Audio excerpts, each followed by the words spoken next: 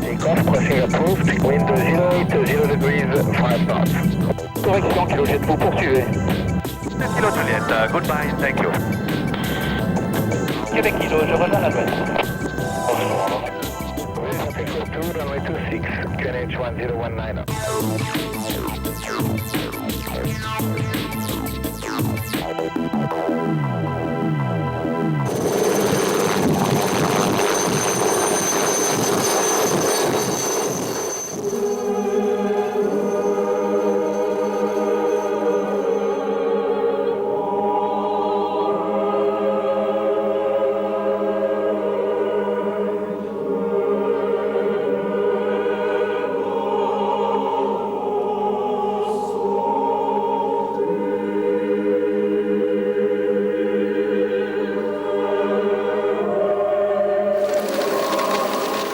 On sait qu'ils sont partout, mais combien sont-ils exactement? Personne ne le sait. Tressés en une véritable toile d'araignée, les câbles constituent un piège mortel pour les pilotes appelés à évoluer près du relief. Une fois de plus, un câble est venu allonger la trop longue liste des drames impliquant notre canton.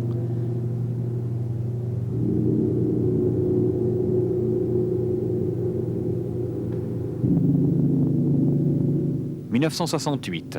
Jean-Pierre Alette trouve la mort dans la région de l'Oberalp alors qu'il rentre à Sion à bord d'un Bell 47. 1974. Pierre Pellegrin et 2 de ses passagers se tuent sur une ligne à haute tension du côté de Domodossola. 1980. Willy Morard percute un câble à Châteauneuf lors d'un vol d'épandage et décède de ses blessures. 1982. L'Alouette 3 de Fernand Martignoni entre en collision avec une installation de transport dans la région des Diablerets. Les 5 occupants de l'appareil, dont le vétérinaire cantonal Georges Brunner, sont tués sur le coup. 1984. Un lama touche une ligne téléphonique à Feuilly après avoir traité une vigne. Par chance, le pilote s'en tire avec quelques jours d'hôpital.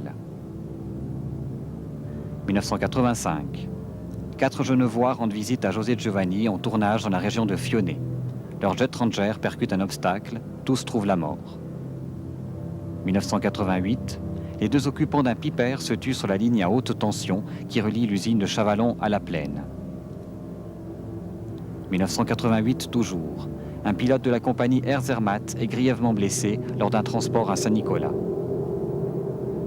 1992. Un hélicoptère biplace s'écrase dans la forêt de Finges après avoir heurté une ligne électrique. Pilote et passagers décèdent sur les lieux. Selon les témoins, l'hélicoptère a heurté violemment le sol puis a été réduit en poussière sous l'effet d'une explosion. Les premières explications avec un expert. Il y a eu très probablement un incident important en vol qui a provoqué la chute de l'appareil. De jour comme de nuit, ils se rendent sur les lieux d'accident pour en élucider les causes. Ces enquêteurs d'un genre très particulier, nous les avons rencontrés.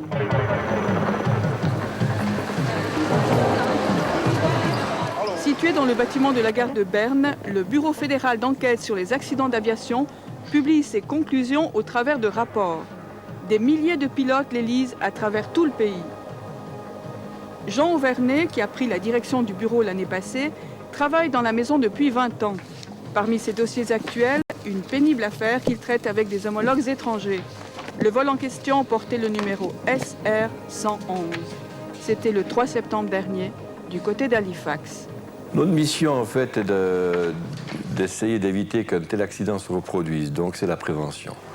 Nous allons donc enquêter les accidents et nous allons aussi réfléchir comment est-ce qu'on pourrait éviter ces accidents en émettant des consignes de sécurité. Il n'y a jamais qu'une seule cause à un accident. Un accident a toujours au moins 3 causes.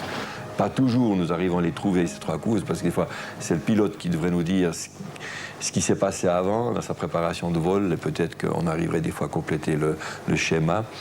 Mais c'est pratiquement toujours une suite de conséquences.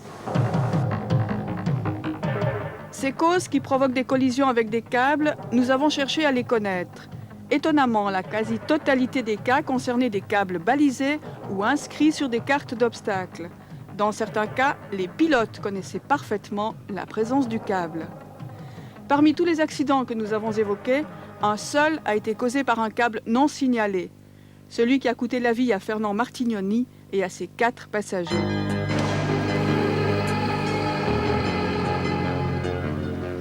Base de la Riga à Lausanne.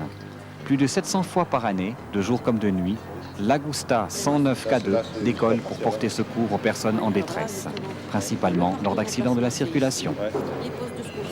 Là, tu treuilles, là aussi on treuille. Ouais. Par contre, au petit lac, ici, tu peux poser. Silvio Refondini est l'un des pilotes les plus connus de Suisse romande. Depuis la création de la base, en 1979, il ne compte plus ses missions de secours. Le problème des câbles, il le connaît par cœur.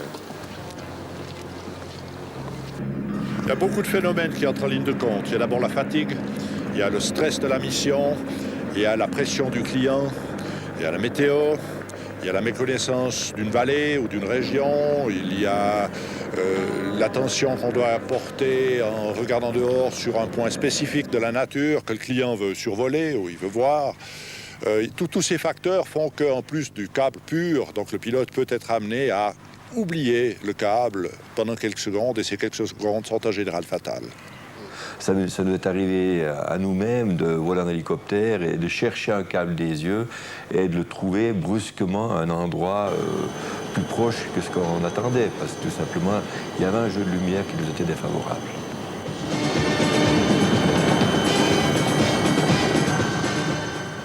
Que les pilotes soient civils ou militaires, les cartes d'obstacles sont les mêmes. À différentes échelles, les câbles sont reproduits à l'aide de traits rouges. Voyez à quoi ressemble la région de l'Entlebuch, véritable cauchemar des pilotes.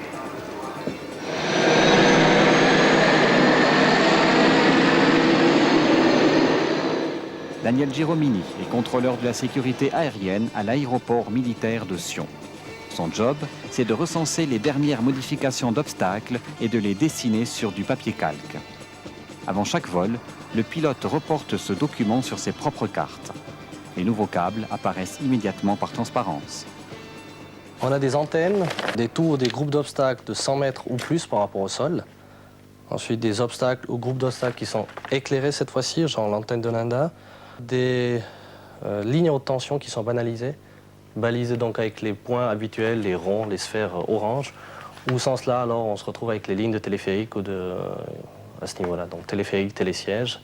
Et c'est répertorié à partir d'une certaine hauteur, donc 25 mètres à l'extérieur des zones à forte agglomération et 60 mètres à l'intérieur de ces zones. Tous les câbles sont répertoriés et sur les 100 000 et 50 000. Et nous, à Sion, nous répertorions sur les 50 000 tout ce qui est reporté au Valais. Au Valais, une partie de Lambert-Bernois et une partie du Tessin qui pourrait être intéressant pour nos pilotes lors des déplacements. Chaque pilote militaire, je sais qu'il est abonné justement à un amendement. Il reçoit ça à peu près chaque 2 à 3 semaines en fonction des changements qui existent au niveau des câbles. Et sur ces documents, sur ces amendements, on reçoit donc la région dans laquelle se trouvent ces câbles, les coordonnées géographiques, la hauteur par rapport au sol, la longueur du câble, et ce que c'est comme genre de câble. Si c'est justement une ligne à haute tension ou par exemple pour un téléphérique ou quelque chose du genre.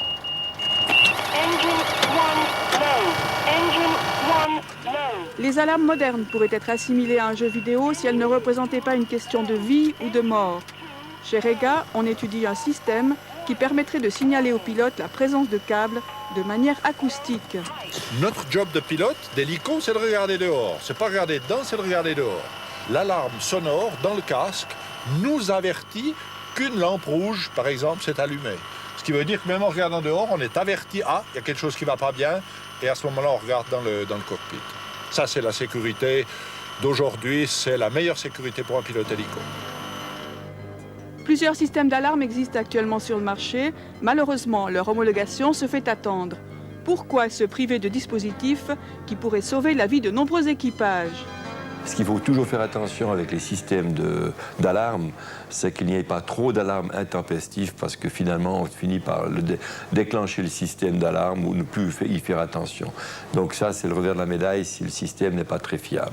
C'est pour ça qu'il faut étudier ce système, l'essayer et voir s'il est utilisable. En attendant, il faut faire avec. Pour différentes raisons, il est impossible de baliser tous les obstacles ou d'équiper toutes les machines de dispositifs coupe-câbles.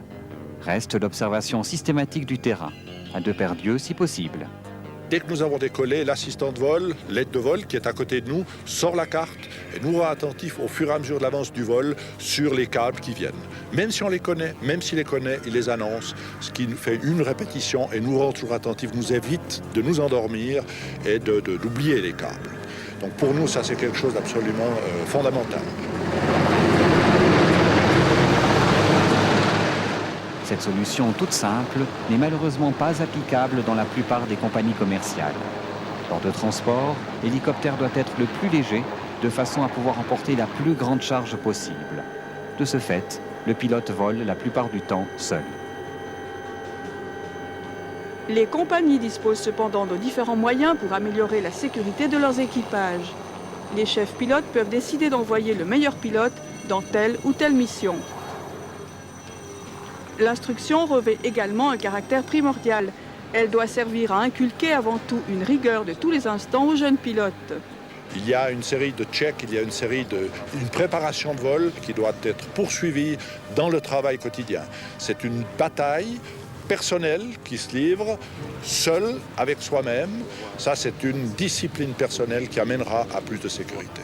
Le risque zéro n'existe pas. Donc les accidents, il y en aura toujours. Il s'agira toujours d'une certaine proportion entre les heures de vol ou les mouvements, où il y a une proportionnalité qui s'installe entre les accidents et l'intensité de l'action. Par contre, l'arrivée de la technologie, l'amélioration des systèmes fait quand même qu'on contribue grandement à l'augmentation de la sécurité.